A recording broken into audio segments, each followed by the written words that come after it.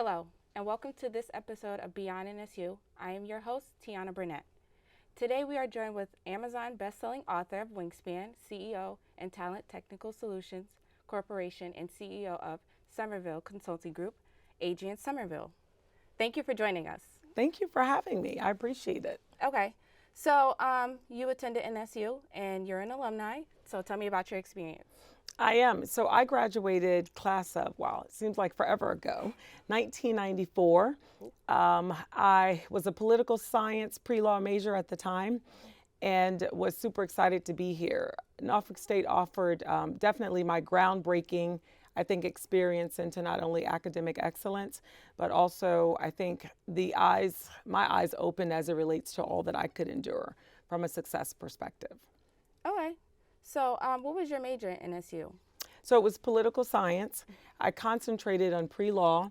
And when I graduated, I actually was accepted into Howard's Law School, but decided to go down the path of a naval aviation career instead of actually going to Howard's Law School.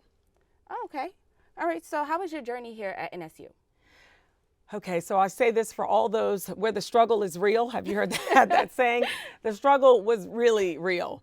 As a student, unfortunately, many of us are blessed. I think my children are blessed with the opportunities they are given. But when I came to Norfolk State, I had an intrinsic motivation to do well. And I knew academic excellence would open the doors for me throughout my career journey.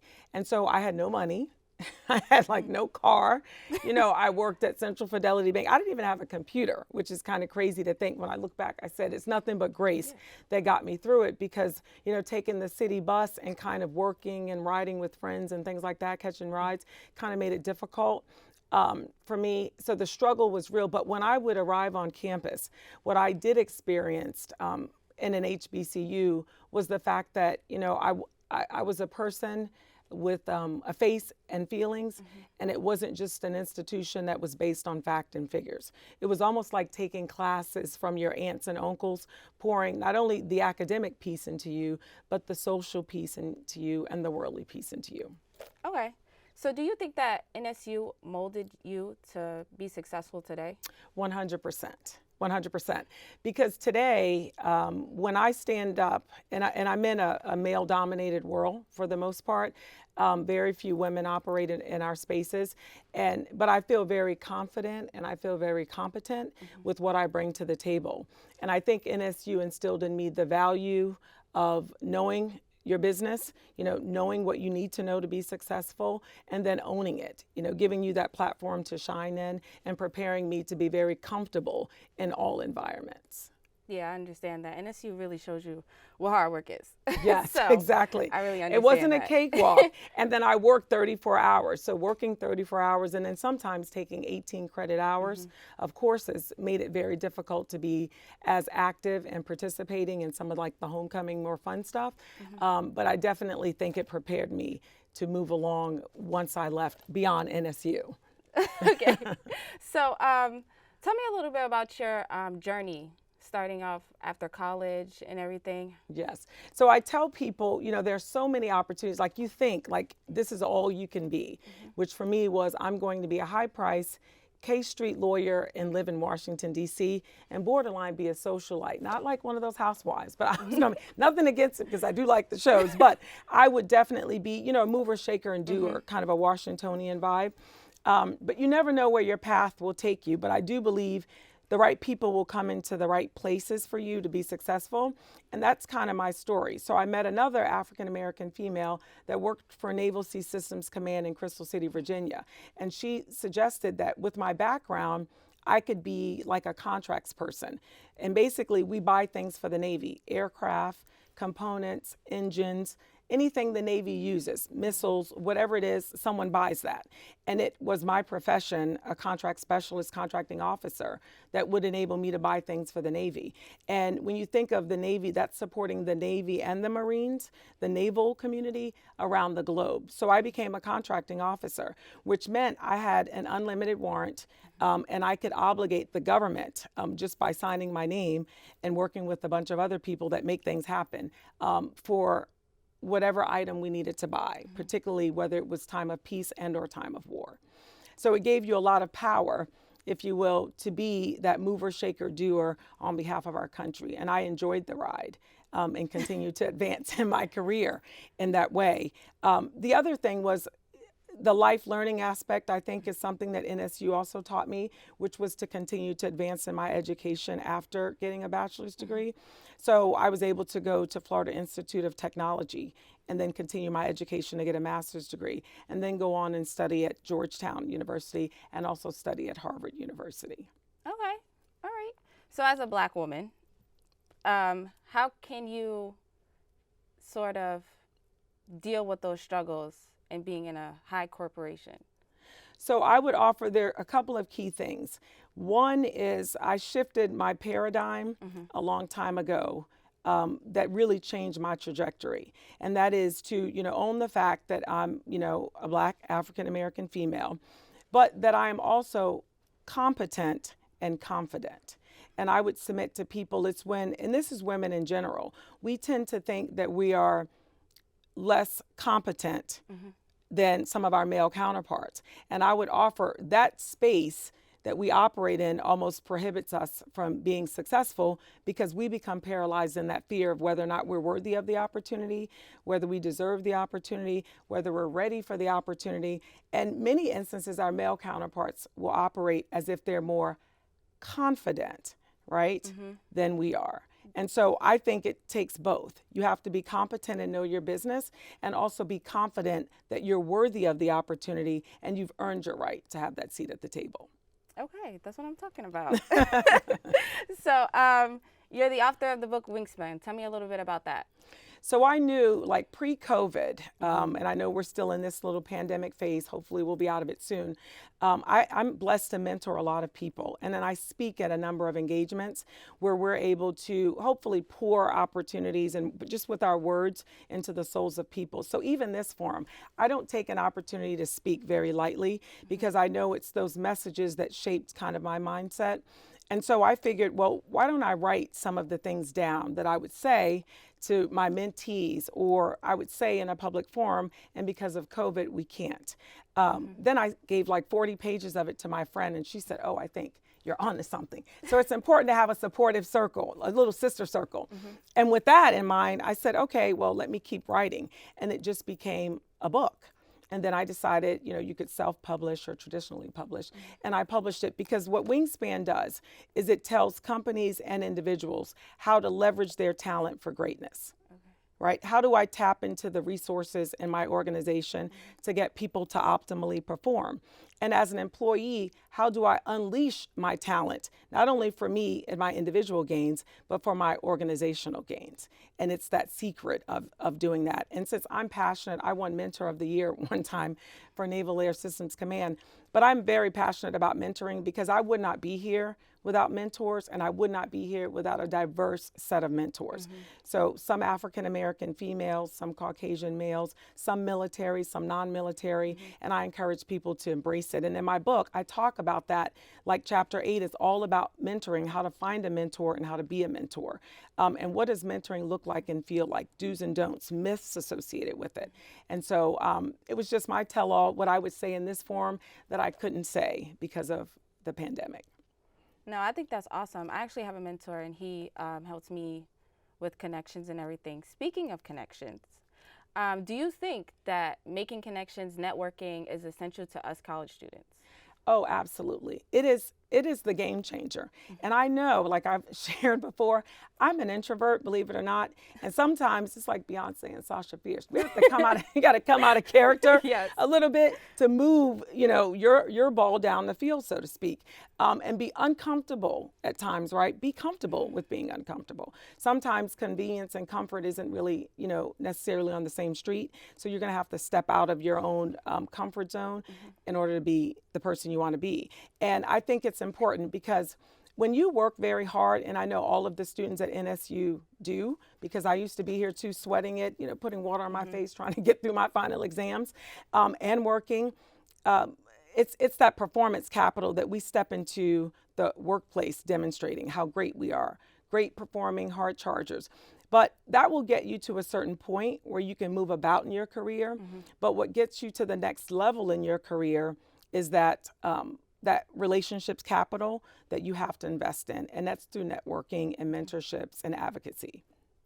Okay, that's actually awesome. Can you just tell me a little bit more about the companies that you run? Absolutely. So, in addition, it's important to have a lot of jobs. It seems like. So, I work as for the Navy. I still work as for the Navy, and I do basically support equipment. So, my role there is it's the Fleet Readiness Support Center. It's a long title, and it's aviation because we're the military, right? So, it's Fleet Readiness Center, and it's support equipment for aviation, and I'm the director of that. So I have an opportunity, and it's overseas, it's the United States and beyond. So anywhere that there's support equipment for the Navy or the Marine community, it's under my purview. So that could be El Salvador or it could be Japan. In addition to that, I was able to partake in a mentoring program as well as a leadership program. And I encourage this. When you get into the work environment and they have those like journeymen and those entry leadership programs, they give you exposure and access that you won't ordinarily have. So I was able to capitalize on that. And so it allowed me to realize the key to success is the ability to reinvent yourself. You never have to stay in your technical discipline. People that have, done so many different things and have a diverse background are always impressive to me. So I decided I was going to reinvent myself and do something called talent management. Now, he who knows the people knows the business of the organization. Who has the skills? Who delivers the products? Who are your movers, shakers, and doers? And so I did that job for a little while in the Navy and decided I absolutely love it. And so I was going to create a company with my business partners where we do just that. We develop IT solutions, algorithms that enables other companies to understand their portfolio of talent. And it's a data science model that's built behind it. And we leverage all of our IT experience and all of our talent management, human capital experience to do that. And so it's really exciting to do. And then I started, that's my talent and technical solutions company. Then I started my Somerville consulting group because I'm able to do a lot of speaking engagements. And then also I promote my book in that forum. And it really is about help consulting, coaching different companies on how to manage their talent. Because regardless of the products and services you deliver with the company, you have people to do that, right? So none of it happens without people. You don't get an F-35 fighter jet without people. You don't get your products delivered without people. So understanding the people piece, which is more than just numbers, is what we're able to deliver. Okay. All right. So being a girl from Brooklyn, yes. Did you ever think that you'd be here today? Well, no, but let me tell you. So I was one of these students that we would have speaker after speaker, and I would go, oh my gosh, would I ever be like impactful or deemed significant enough to have the opportunity to be invited back? I was one of those students because I was always so impressed with the caliber of speakers that NSU would bring, that it's an honor to be here today. Okay. All right. So I was just wondering, because I don't do any clubs or anything here. So have you ever done any clubs? And if so, like, what clubs would you recommend? So I was very much involved in all the stuff in the political science group. And Okay. I tutored statistics in college, even though I didn't like it in high school. So I did like some tutoring because I thought that was a way to give back. And then I was very much involved. I didn't pledge, but I wanted to. And that's one of my, if I walk away with the regret from college and I try to live a life filled with rewards and no regrets, I wish I was financially in the position to have pledged, because that's something I really wanted to do.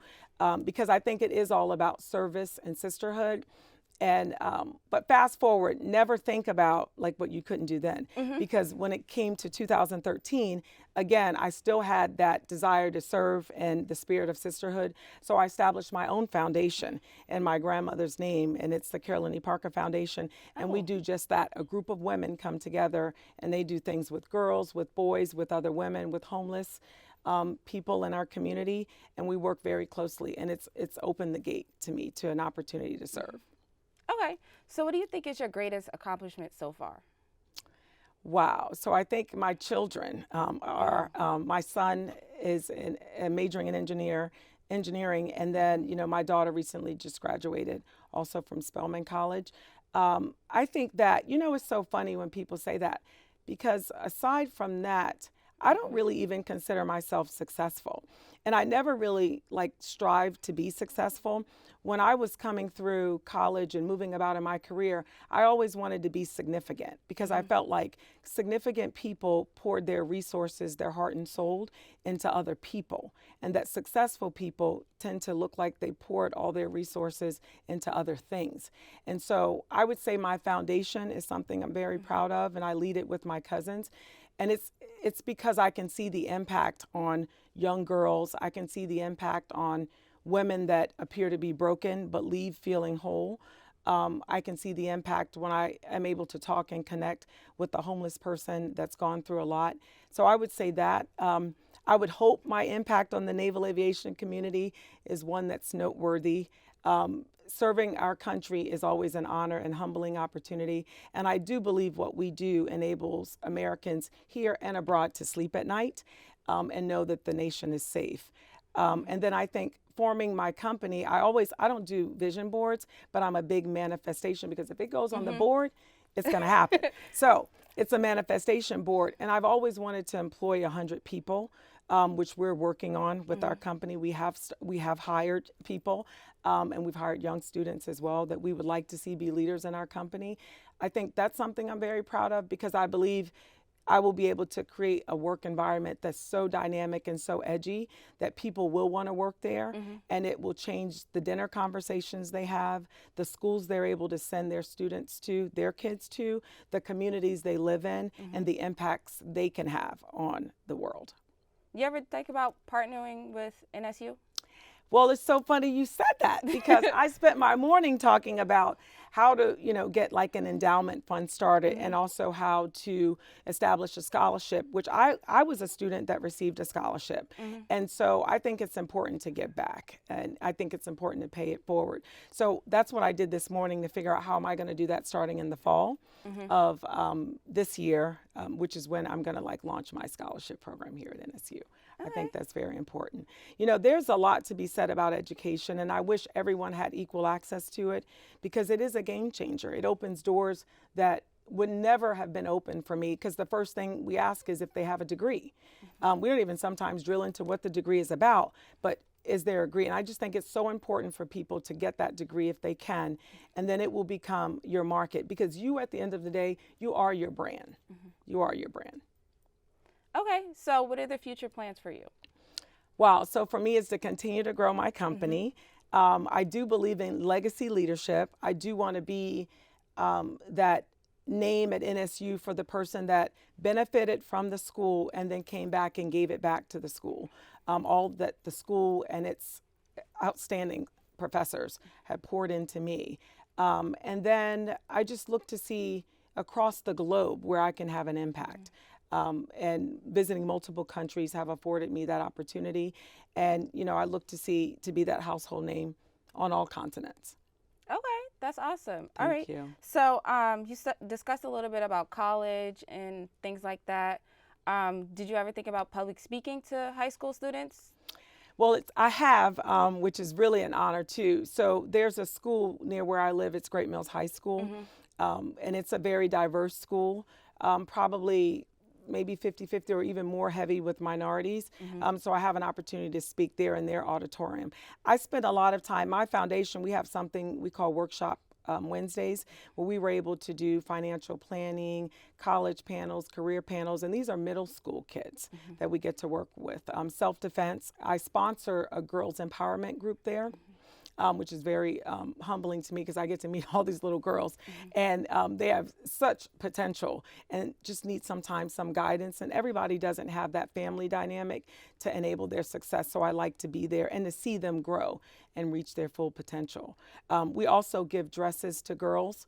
We've given almost 600 dresses to girls that would not have been able to attend significant dances, and they're all brand new dresses. I've flown from Miami, Las Vegas, New York, Texas, San Antonio, gathering dresses to give. My basement is literally a boutique for any and all occasions, formal dresses for girls to attend. And we've given away almost 600 dresses that when parents were trying to figure out, do I pay my electric bill or do I try to get my daughter a dress? We've been able to come in out of nowhere. It's called Project Cinderella.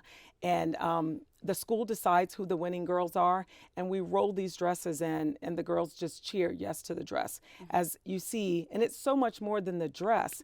It's the impact that, you're deserving of it, you're worthy of it, and this is your defining moment to be celebrated. And that's what we like to be a part of. So I look forward to continuing to do that forever. Okay. In a day. That's awesome, actually. Did you ever think about making that nationwide? It's funny because I have a cousin that lives in Virginia Beach. And so she was thinking at one point she was going to reach out to the schools and start something here in the Norfolk and Virginia Beach area. And that would be ideal. And I have a friend in Florida that said the same thing. I would love to see it because, I think when you're in that situation where you can't experience what others think is normal, like everybody's talking about the prom and that's a very sad time for any girl or boy for that matter. And I think, those that can should contribute to the success. I think it's a calling. And so for me, I would love to see that go nationwide.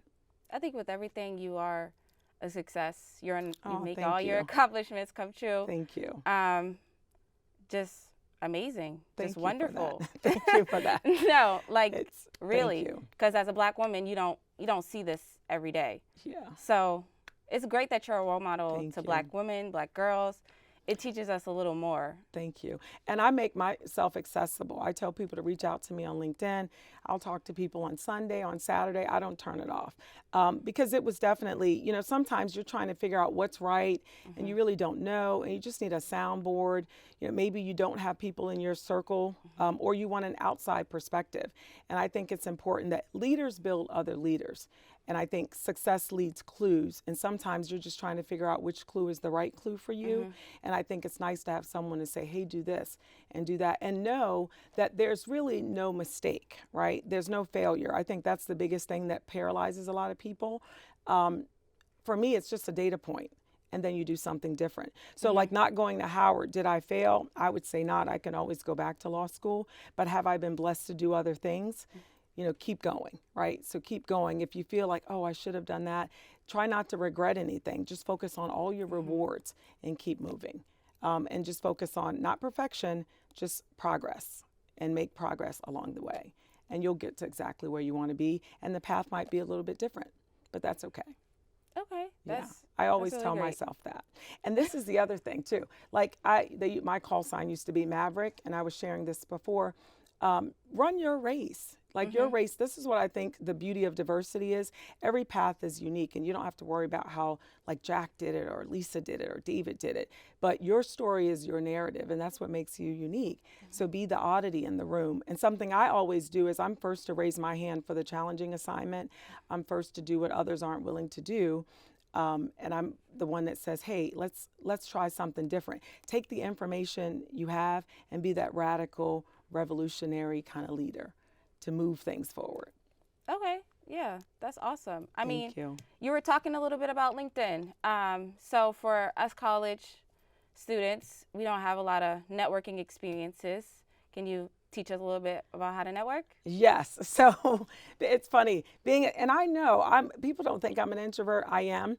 Networking is so important. You have got to build the relationship capital. These are the people that are going to, tell you how to do something. Hey, let you know about an opportunity that may or may not be advertised because everything doesn't always get advertised, or tell you to go talk to someone that opens a door that connects with you. So as you're working on performance capital, work on relationship capital. And I would offer performance capital has a diminishing effect over time. Like you can be the best person, work 12 hours a day and stay in your grind, get in your zone and crush it day in and day out. And your advanced schedule, your ahead of schedule ability will become your new normal standard.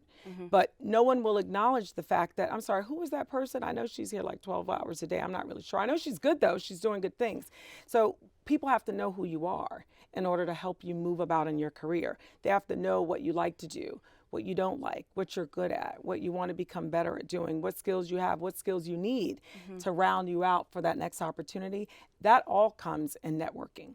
And, I psych myself up. So I tell myself, well, I'm only going to go here for an hour because that's all I have to give. And then when you get to that mixer or that mentoring event or that networking event, do your homework on who's likely to be there, and then find someone that you may have something in common, a quick little icebreaker, and then have the conversation.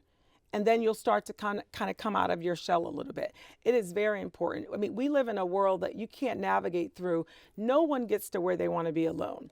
Either they're in pure denial or they're just a liar, because everybody has had help that have risen to the level of what many people would think is success or accomplish what they want to do. We all have had help, and people that have paused, waited on vacation, stayed late, talked to you from their car, went to their dinner party late, or missed an event to pour something into you. And so I think it's important to feel like you can ask for help, and most people are humbled to be able to do it, offer that to you. Okay. So with all this success, you must had some humbling or disappointments or setbacks. Can you tell me about how you handle that? I did. So let's see. There were times where I thought I should have received a certain position, in my career, where I thought like I should have had that opportunity, and that didn't work out. But this is when my mentors came into play, right? It was the mentor that said, oh, wait a minute, your setback is a setup, right? Brush yourself off. Or they told me something that I wasn't privy to. Well, I'm only seeing it through my lens. This is a big organization. So while I'm in my feelings, I didn't get selected because of a different reason that was way beyond me. And so I think having those conversations, I call them crucial conversations. The way I overcome it is this. I tell myself, one, I definitely didn't do anything wrong, right? You don't beat yourself up that you missed the opportunity, you failed, you gave it your best, and you know that. The other thing I do is I get that mentor or someone else, my confidant, and then I lay out where I am and, how do I get there? What am I lacking? Sometimes we need people to give us feedback, and I'm big on soliciting feedback. Take that feedback to heart, even if you don't like it, it's going to enable you to grow. So embrace feedback and solicit it. And that's been very good for me, kind of what I've been able to do. I solicit it. Well, why is it I didn't like, what did I lack? Or what could I have done differently? Take the feedback and then course correct, right? Embrace it and then follow exactly whatever you're advised to do. Do it even if it's reluctantly, and then you'll come out on top. And then recognize, I always think a setback is a setup. Right? So then that gets me out of that space of, oh my goodness, and don't feel bad about anything, right? This is your story, it's your narrative, and where you are will never be your final destination. Oh, most definitely. I think your words of wisdom today will really stick with everyone, and especially me, because I plan on getting my PhD. So your words of motivation really is going to help me move forward and everything. Exactly. So I'm glad I got to sit here and talk to you about thank you. All your accomplishments. And this is a dream come true for me. Remember, I was one of the students like, oh man, I want to come back one day too, not even knowing where I was going to be, right? Where life would take me. So thank you so much for having me. You're welcome. I'm glad to have you here. So if I was to leave a final thought, I would say this. Everybody has a gift, something my grandmother said to me. Know when you leave NSU and beyond, know that you're great. Go out in the world and unleash your greatness. Okay. Well, that is all the time we have for today's episode of Beyond NSU. I would like to thank my guest, Adrienne, here for joining me, and thank you guys for watching. Until next time, behold the green and gold.